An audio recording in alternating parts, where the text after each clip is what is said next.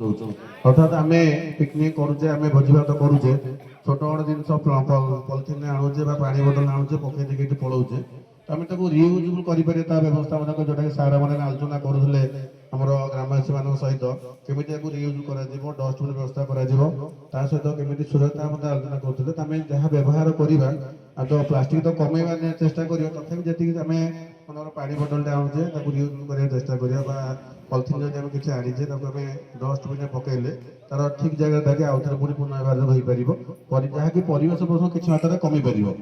ତ ଆଜି ଆମର ଏଇ କାର୍ଯ୍ୟକ୍ରମ ହେଉଛି ଆମ ରଣପୁର ଅଞ୍ଚଳ, ଯୋଉଟାକି ସାରା ଓଡ଼ିଶାରେ ମଧ୍ୟ ଖ୍ୟାତି ଲାଭ ରହିଛି, ଯୋଉଟାକି ପର୍ଯ୍ୟଟନ ସ୍ଥଳ ଭାବରେ ମା ଅଶ୍ୱିନୀ ପୀଠ। ତେଣୁ ଏହା କେବଳ ଧାର୍ମିକ ଆସ୍ଥାର କେନ୍ଦ୍ର ନୁହେଁ, ଏହା ଏକ ପ୍ରାକୃତିକ ଐତିହ୍ୟ। ଏହି ପୀଠକୁ ପ୍ଲାଷ୍ଟିକ୍ ଫ୍ରି ପିକନିକ୍ ସ୍ପଟ୍ ଭାବେ ଗଢ଼ି ତୋଳିବା ଆମ ସମସ୍ତଙ୍କର ନୈତିକ ଦାୟିତ୍ୱ ରହିଛି।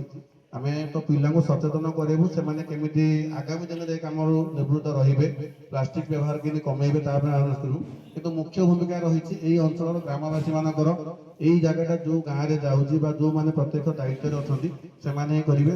ସେମାନଙ୍କ ସହଯୋଗରେ ହିଁ ଆମେ ପ୍ଲାଷ୍ଟିକ୍ ଫ୍ରି ମୁକ୍ତ କରିପାରିବା। ଖାଲି ତ ବନ ବିଭାଗ ବା ଆମର ଯୋଉ ପରିବେଶ ବିଭାଗ ରହିଛି ସେମାନେ ସଚେତନ କରାଇବେ ବା ମଝିରେ ମଝିରେ ତାକୁ ତଦାରଖ କରିବେ, କିନ୍ତୁ ଯୋଉଟାକି ଡେଲି ଇନକ୍ୱାରି କରି ରହିବ ବା ତାର କେମିତି ସୁରକ୍ଷା କରାଯାଇପାରିବ ତା ପାଇଁ ପଦକ୍ଷେପ କରାଯାଇପାରିବ।